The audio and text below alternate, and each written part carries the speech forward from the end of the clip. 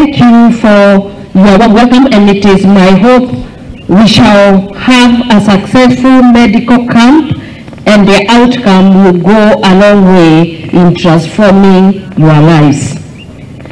We have in different gatherings highlighted the plight of the boy child whom for a long time has been on the brutal receiving end.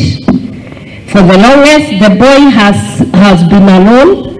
We have watched the boy child get lost, done nothing about it.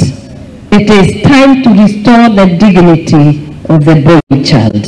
If we have to do this, and we need to have a strong girl, we also need to have a strong boy.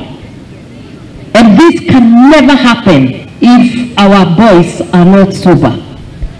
Ninasema kwa muda mrefu tumeachilia mtoto wa mvulana, hakuna mtu ako na haja na yeye.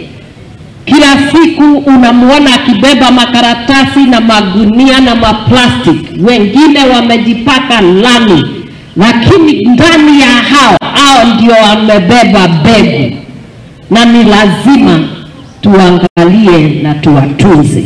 Na ningetaka siku moja nikuje hapa Kakamega na Western nisikie hakuna teenage pregnancy. Pia nikuje nisikie all the young men wako kazi na pia wameacha pombe na hii stoni yote imeisha. Hapa Kakamega tuna shida mbalimbali.